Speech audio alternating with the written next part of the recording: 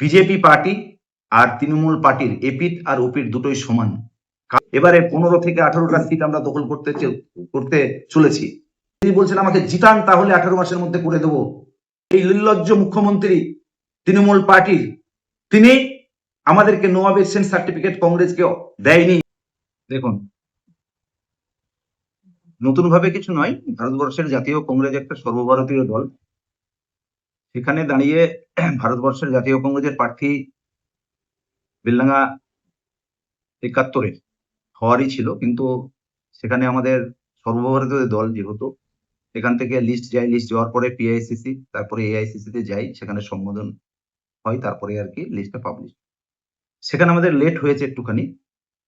মানুষের একটা আবেগ ছিল যে কংগ্রেসের প্রার্থী কবে ডিক্লেয়ার হবে, এই আবেগটা ছিল। সেখানে আমাদের রাত্রি 1 তারিখে প্রায় 10:45-এ লিস্ট পাবলিশ হয়। তো স্বাভাবিকভাবেই মানুষের একটা উৎসাহ ছিল যে কংগ্রেসের প্রার্থী কে হবে। সেখানে বেলডাঙ্গা 71-এর সাধারণ মানুষ এবং কংগ্রেস কর্মীবৃন্দুর একটা আবেগ ছিল যে না, আমরা মনের মতো প্রার্থী হিসাবে এবারে একটা প্রার্থী আমরা চেয়েছি, নতুন মুখ। সেই হিসাবে কংগ্রেস দল আমাকে মনোনীত করেছে। শ্রী অধীর রঞ্জন চৌধুরী মহাশয়ের মনোনীত হিসেবে প্রার্থী হয়ে আমি ভীষণভাবে গর্ববোধ মনে করছি এবং অধীর রঞ্জন চৌধুরীর কাছে আমি চিরকৃতজ্ঞ।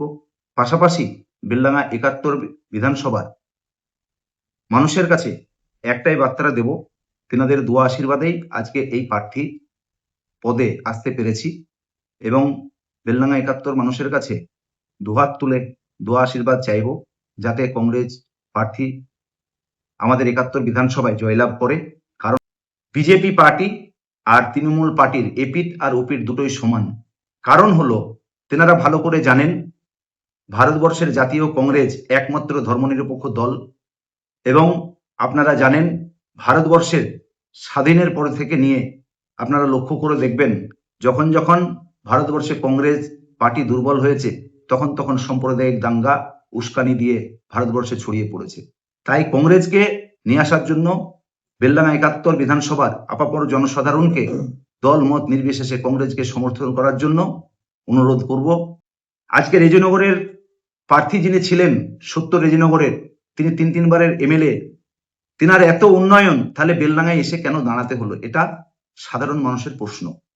আজকে বিজেপির যিনি প্রার্থী হয়েছেন, তিনার আর কোনো দল করতে বাকি থাকলো না। প্রথমে আরএসপি করেছেন, তারপরে সিপিএম করেছেন, তারপরে তিনি কংগ্রেস দলে যোগদান করেছেন, কংগ্রেস দলের চেয়ারম্যান আমরা করেছিলাম। সেখান থেকে তিনার বক্তব্য ছিল আজকে কংগ্রেস দলের চেয়ারম্যান হওয়ার পরে যে আমি কোনো কাজ করতে পারছি না অর্থের অভাবে, তাই আমি তৃণমূল দল আমি গ্রহণ করলাম, তৃণমূল দলে চলে গেলেন। পাশাপাশি আমরা লক্ষ্য করে দেখলাম তিনি তৃণমূলের চেয়ারম্যান থাকতে থাকতে তিনি বিজেপি দলে আবার যোগদান করলেন। আমাদের প্রশ্ন এখানে, তাহলে তখন তো রাজ্যে বিজেপি সরকার ছিল না, তাহলে তিনি বিজেপিতে কেন যোগদান করলেন? তাই আমরা মনে করছি তিনি একটা সাম্প্রদায়িক পার্টির মনোভাবী লোক। তাই বেলডাঙ্গাবাসীকে বলবো বেলডাঙ্গার শান্তি ফিরিয়ে নিয়ে আসতে সকল মানুষকে অনুরোধ করব কংগ্রেসের পক্ষে রায় দিতে। আমি এখানে সত্যি কথা বলতে, দেখুন, এখানে বেলডাঙ্গার সাধারণ মানুষের যে বক্তব্য, এখানে প্রতিদ্বন্দ্বী বলে আমি কিছু মনেই করছি না। কেননা আপনারা সকলেই জানেন যে 30 থেকে 35% ভোট হিন্দু সম্প্রদায়ের। আজকে বিজেপি পার্টি মনে করছে যে হিন্দু সম্প্রদায়ের ভোট মানে আমাদের সব ভোট। সম্পূর্ণ ভুল ধারণা। কারণ হিন্দু সম্প্রদায়ের মানুষ যেনারা বেলডাঙ্গায় বসবাস করেন, তেনারা বিভাজনের রাজনীতি চান না। কারণ আমরা সেকুলার পার্টি, বহু মানুষ কংগ্রেসের সমর্থনে রয়েছেন। আমরা এখানে আশাবাদী 15 থেকে 20% ভোট কংগ্রেসের পক্ষে আসবে এবং অধীর রঞ্জন চৌধুরীকে সেই রায় দেবেন।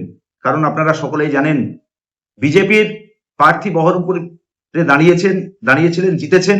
সেখানে আমাদের নেতা অর্থাৎ বহরমপুরের সংসদ, এক্স সংসদ রবিন হুড, তিনি আমাদের বহরমপুরে দাঁড়িয়েছেন। কেননা সেখানে বিজেপির প্রার্থী ছিল, তারপরেও তিনি দাঁড়িয়েছেন।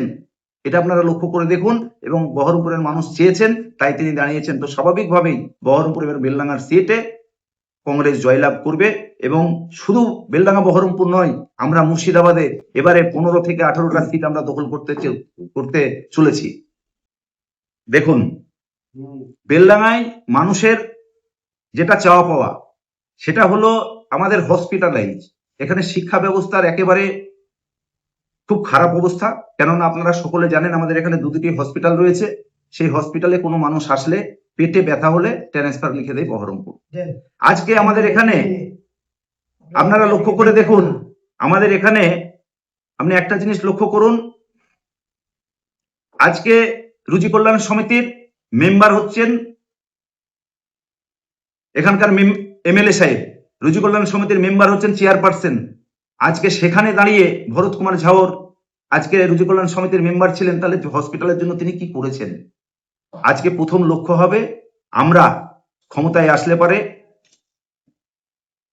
স্বাস্থ্য ব্যবস্থা ফিরিয়ে নিয়ে আসা, এবং পাশাপাশি আমরা লক্ষ্য করে দেখলাম আমাদের বেলডাঙ্গার জন্য বলেছেন ভরত কুমার ঝাওর মহাশয় বলেছেন 111 নম্বর রেলগেটের জন্য যদি আমাকে আপনারা জিতান 18 মাসের মধ্যে আমি বেলডাঙ্গার রেলগেটের সমস্যার সমাধান করে দেব। আমরা সাধারণ মানুষকে এই কথা বলতে চাই, আপনারা লক্ষ্য করে দেখবেন 2013 সালে আমাদের আপনাদের সকলের নয়নের মণি শ্রী অধীর রঞ্জন চৌধুরী মহাশয় 18 মাসের জন্য রেলমন্ত্রীর সুযোগ পেয়েছিলেন, রেল প্রতিমন্ত্রীর সুযোগ পেয়েছিলেন। তিনি পলাশী থেকে লালগোলা পর্যন্ত ডবল লাইনের কাজ করে দিয়েছেন, এবং পাশাপাশি এই বেলডাঙ্গা আরবি 111 নম্বর রেলগেটের আন্ডারপাসের জন্য তিনি টাকা বরাদ্দ করে দিয়েছিলেন। আমাদের দুর্ভাগ্য এই নির্লজ্জ মুখ্যমন্ত্রী তৃণমূল পার্টির, তিনি আমাদেরকে নো অবজেকশন সার্টিফিকেট কংগ্রেসকে দেয়নি বলে আজকে সেখানে আন্ডারপাসের কাজ আমরা করতে পারিনি। তাই আপামর বেলডাঙ্গা 71 বিধানসভার জনসাধারণকে বলবো আপনারা এই কথাগুলো মনে রাখবেন। আজকে ভরত কুমার ঝাওর বলছেন 18 মাসের মধ্যে আমি বেলডাঙ্গার 1 নম্বরের টোটাল কাজ কমপ্লিট করে দেবো, সমাধান করে দেবো। আমাদের প্রশ্ন তিনি কি করে করবেন? সেটা তো রেলের পরিচালিত জায়গা, একটা বিধানসভায় এমএলএ হলে পারে তিনি কি করে করতে পারেন, এটা আমাদের প্রশ্ন। আজকে যদি তিনি করতে পারেন, বলতে পারেন কেন্দ্রে বিজেপি সরকার রয়েছে, তাহলে তিনি যখন বিজেপিতে যোগদান করলেন তিনি কেন করলেন না? আজকে বেলডাঙ্গার মানুষের কাছে তিনি বেলডাঙ্গার মানুষ প্রশ্ন করুন যে তিনি বলছেন আমাকে জিতান তাহলে 18 মাসের মধ্যে করে দেব, এটা কেন? জিতালে করবে, এটা কেন? এটা আমাদের প্রশ্ন। তিনি তো আরএসপি এখানে তৃণমূলের চেয়ারপারসন ছিলেন, তখনও তো তিনি করতে পারতেন, কারণ তিনি তো এখানে পৌরপিতা, একটা এমএলএ থেকে অনেক বেশি ক্ষমতা এখানকার সরকার। তিনি কেন করলেন না তখন? শিক্ষার ব্যবস্থা নিয়ে কি বলবেন? দেখুন, পশ্চিমবাংলায় শিক্ষার ব্যবস্থার বেহাল দশা। শিক্ষা নিয়ে কি বলবো, তাদের দেখুন শিক্ষামন্ত্রী পর্যন্ত জেলে। কি বলবো শিক্ষা নিয়ে, কি বলবো? আজকে দেখুন, আজকে মানুষ, আপনি চারিদিকে যান, সরকারি স্কুলে কোনো ছাত্রছাত্রী নেই, আপনি দেখলে বুঝতে পারবেন। আপনারা এই মিডিয়া স্থল আজকে চতুর্থ স্তম্ভ ভারতবর্ষে। আজকে আপনারা সবাই জানেন, এটা নতুন করে বলার কিছু নেই। আজকে সবাই যারা একটা ভ্যান চালক, সেও তার ছেলেকে আজকে পাবলিক স্কুলে পড়াচ্ছে। আজকে শিক্ষা ব্যবস্থা বেহাল হয়ে গেছে। তাই আজকে কংগ্রেসকে সমর্থন করার জন্য পশ্চিমবাংলার মানুষকে, আপামর জনসাধারণকে বলবো যে শিক্ষা ব্যবস্থা ফিরে আসার কথা বলবো। আপনারা লক্ষ্য করে দেখুন, ভারতবর্ষের বুকে কংগ্রেস সরকার যখন ছিল তখন আইআইটি থেকে আরম্ভ করে সবকিছু কংগ্রেস সরকার করেছে।